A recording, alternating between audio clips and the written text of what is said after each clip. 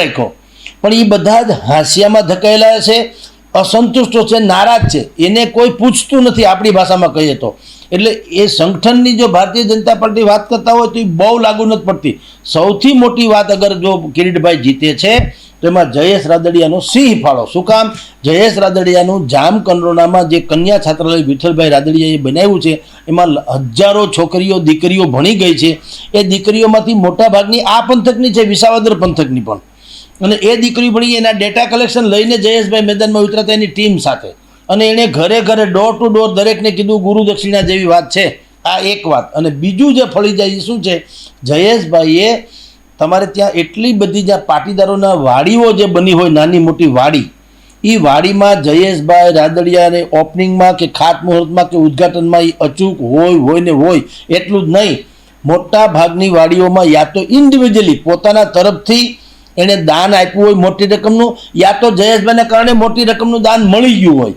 આ બે વસ્તુ છે. એટલે સમાજ જે છે એ એના ઉપર ફિદા હોય અને કદાચ એને જયેશભાઈને કારણે કિરીટભાઈ જીતી જાય. જુઓ, ચિત્ર બિલકુલ સ્પષ્ટ છે. કેટલાય લોકો જો અને તોમાં રમે છે.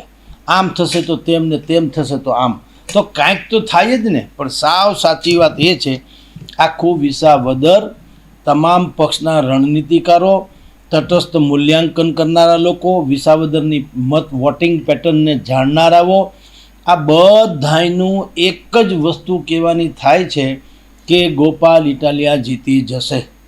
એમાં ભારતીય જનતા પાર્ટીના દિગ્દિગંતોય આવી ગયા. જેની ઉપર સઘળો મદાર છે ભારતીય જનતા પાર્ટીના જે લોકો રણનીતિકાર છે, પ્રચારમાં છે, જેની ઉપર જવાબદારી છે એમ કહો તો ચાલે, એવા લોકો પણ સીધી રીતે ઓફ ધ રેકર્ડ એટલે કે આપણા જેવાની સાથે વાત કરવામાં સ્પષ્ટપણે કહી રહ્યા છે કે ગોપાલ ઇટાલિયા જીતશે, કિરીટભાઈ હારશે. મતની ટકાવારી ઓછી વધી થાય. પહેલાં શરૂઆતના ફેસમાં એમ કહેતા હતા કે કદાચ 20,000 મતથી જીતે, 25,000 મતથી જીતે. હવે એમ કહે છે કે 15-20,000 કે 15,000 કે 12,000.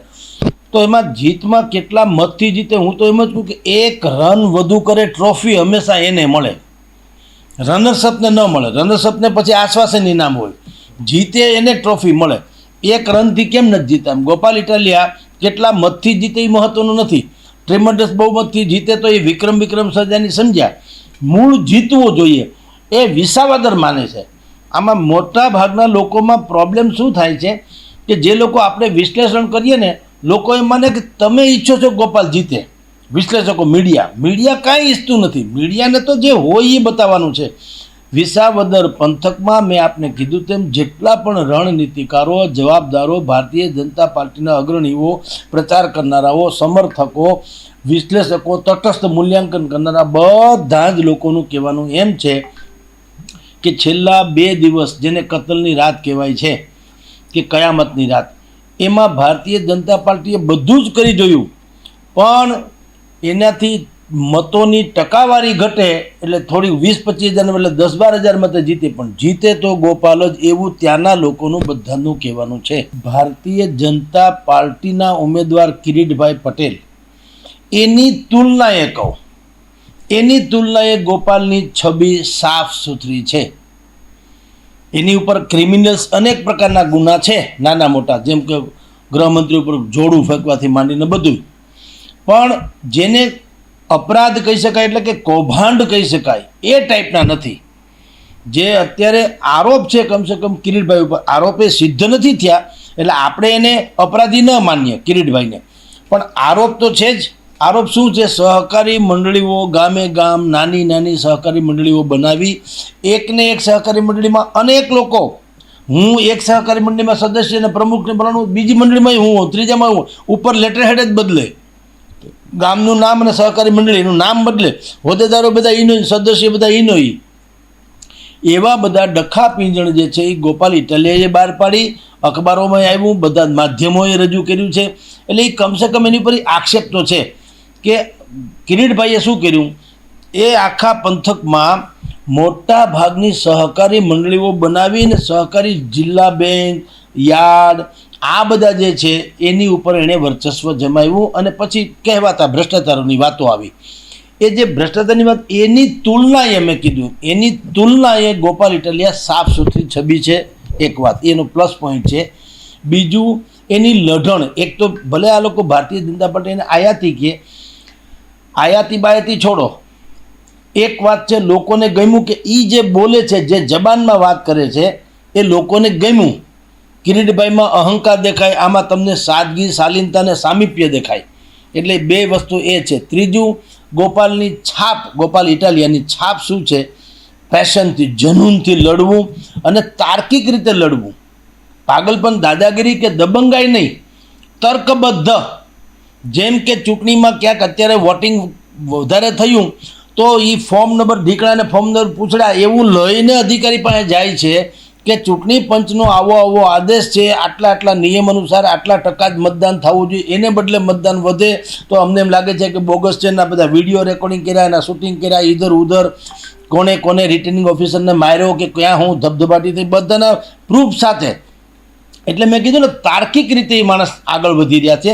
એટલે લોકોને એમ લાગે છે કે આ દબંગાઈ નથી કરતા, બલકે જનતા માટે ઝઝુમનારો માણસ છે અને સમજદારીપૂર્વક ઝઝુમે છે, પાગલપને નહીં. એટલે એક તો લોકોમાં એની છાપ ઊભી થઈ. ત્રીજી છાપ ઊભી થઈ એટલા માટે કે ભાઈ એક તો યંગસ્ટર્સ છે, એડવોકેટ છે, કાનૂનનો નિષ્ણાંત છે, પોલીસનું બેકગ્રાઉન્ડ છે, એટલે ડરે એમ નથી, ખરીદાય એમ નથી. એની જે રીતે અત્યારે ભાષા અને જે વર્તન છે જોતાં કોઈ એમ ન લાગે કે કાલ સવારે આ હર્ષદ રીબડિયાની જેમ કે ભૂપત ભાયાણીની જેમ આ ખરીદાઈ જાય કે પક્ષ પલટો કરી જશે. મોટાભાગના દુશ્મનની ગળા સુધીની ખાતરી છે કે એમાં તો કાંઈ મેળ પડે એમ છે નહીં. એટલે આ રીતે દરેકે જેટલા લોકો જે છે વિસાવદરના મતદારો, એણે ગોપાલ ઇટાલિયામાં પોતાનો આઇકોનિક ઉમેદવાર જોયો એટલે એના તરફી લોકોનું વલણ વધુ થયું. સીધી વાત છે, ઘણા લોકો એમ કહેતા હશે કે તમે એક તરફી વાત કરો, પણ તમારી નજર સામે છે બંનેના.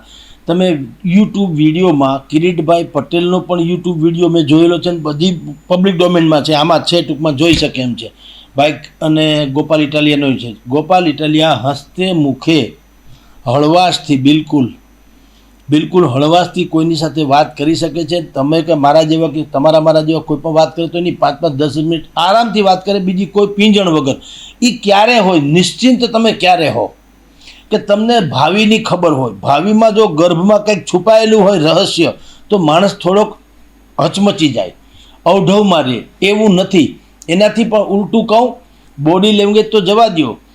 આ ગોપાલ ઇટાલિયાએ અત્યારે તો હજી ચૂંટણીમાં પરિણામ જે આવ્યા ત્યાં ને બધી વાતો ચાલતી હતી, પણ 2 દી અગાઉ તો ખબર નથી શું થવાનું છે.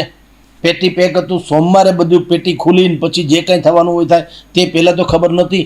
જ્યારથી મતદાનનું પૂરું થયું, ગોપાલે આભાર યાત્રા શરૂ કરી. જુઓ, અત્યાર સુધી શું હતું, ભારતીય જનતા પાર્ટીના જેટલા લોકો ત્યાં આવ્યા હતા એ બધાએ શું કર્યું, ચૂંટણી પૂરી થઈ, ગુડ બાય, બાબા ટાઈટાઈ, કોઈ પછી ત્યાં રોકાણા નહીં. આણે શું કર્યું, હજી પરિણામ જે આવે તે, અને પાછા કે છે ન કરે ધારો કે હું હારી જાઉં, એમ ગોપાલ ઇટાલિયા કહે છે કે હું ધારો કે હારી જાઉં તો પણ વાંધો નહીં, કારણ કે મારે વિસાવદરમાં 1000 ગોપાલ ઇટાલિયા જેવા છોકરા ઊભા કરવા છે, તૈયાર કરવા છે. ચૂંટણીમાં હાર જીત જુદી ઘટના છે, એ કોઈ મતલબ નથી, પણ મારે આવા ઉમેદવારો ઊભા, એટલે કે આવા છોકરાઓ તૈયાર કરવા છે, એવું ગોપાલ ઇટાલિયાનું કહેવાનું છે. એટલે બોડી લેંગ્વેજને લાગે વળગે ત્યાં સુધી પણ ગોપાલ ઇટાલિયા વિનિંગ પોઈન્ટ ઉપર હોય એવું લાગે.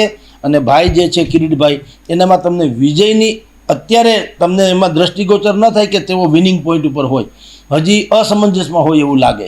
વિસાવદરમાં એક જ મુદ્દો આમ તો મુખ્ય છે, અને એ મુદ્દાનું નામ શું છે, ખેડૂતનો પ્રશ્ન. ખેડૂત હોવો જોઈએ યા ખેડૂતનો પ્રશ્ન હોવો જોઈએ, એના માટે સરકાર સામે રજૂઆત તર્કબદ્ધ રીતે કરીને નિર્ણાયક લઈ આવવો જોઈએ. અત્યારે બાકીના બધા ધારાસભ્યો આપણી પાસે છે એ શું છે, આંગળી ઊંચી કરનારા છે. 156 છે ધારાસભ્યો, 156 છે ને ભારતીય જનતા પાર્ટી પાસે, તો પ્રશ્ન રહેવો જ ન જોઈએ. એને બદલે ત્યાં ઇકો સેન્સિટિવ ઝોનનો પ્રશ્ન છે, ત્યાં કઠોળથી માંડીને બધી જે જણસો છે એને માર્કેટિંગ યાર્ડમાં ટેકાના ભાવે લેવાની વાત હાલે છે, તો એ પણ નથી થતું. એમાંય ગફલા બધા હાલે છે. સહકારી મંડળીનો કૌભાંડ તો છે જ. જમીન માપણીના જે પ્રશ્ન છે કે જે ડ્રોન સિસ્ટમથી માપવામાં આવે છે, એમાં બેમાં થાય છે કેવું, આ ભાઈ છગનભાઈની જમીન મગનભાઈમાં દે, મગનભાઈની જમીન છગનભાઈમાં આવે, કારણ કે મશીનને વિવેક કે બુદ્ધિ હોતી નથી, મશીન હોતા હે.